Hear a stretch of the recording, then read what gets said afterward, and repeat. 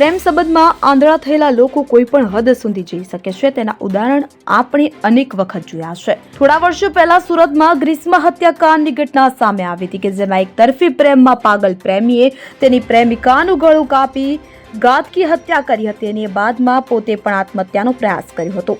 આજે રાજકોટમાં પણ આવી જ એક ઘટના સામે આવી છે। મળતી માહિતી મુજબ સુરતના શહેરના કુવાડવા રોડ 7 હનુમાન પાસે રંગીલા સોસાયટીમાં રહેતા 35 વર્ષના યુવાનને હુડકો ચોકડી નજીક રહેતી અને જંગલેશ્વરમાં 23 વર્ષની યુવતી સાથે 10 વર્ષથી પ્રેમ સંબંધ હતો, પરંતુ તેની પ્રેમિકાની સગાઈ અન્ય જગ્યાએ નક્કી થઈ જતા આ યુવક ઉશ્કેરાઈ ગયો હતો। આ યુવતી તેની બહેન સાથે મચ્છી વેચવા બેઠી હતી ત્યારે યુવક ત્યાં જઈને યુવતીને પેટ, છાતી, હાથ, પગમાં છરીના 5 ઘા ઝીકી દીધા હતા। બાદમાં યુવકે પોતાને પણ પેટમાં પણ 3 ઘા માર્યા હતા। આ ઘટનામાં બંને લોહીલુહાણ થઈ જતા સિવિલ હોસ્પિટલમાં ખસેડવામાં આવ્યા હતા। અંગે પોલીસને જાણ કરતા પોલીસ સ્ટાફે હોસ્પિટલમાં પહોંચી હુમલામાં ગંભીર ઇજાગ્રસ્ત યુવતીની બહેનની ફરિયાદને આધારે આરોપી સંજય મકવાણા વિરુદ્ધ હત્યાની કોશિશનો ગુનો નોંધવા તજવીજ શરૂ કરી હતી।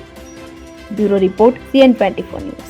હવે જુઓ દેશ દુનિયાની તમામ ખબરો તમારી આંગળીના ટેરવે।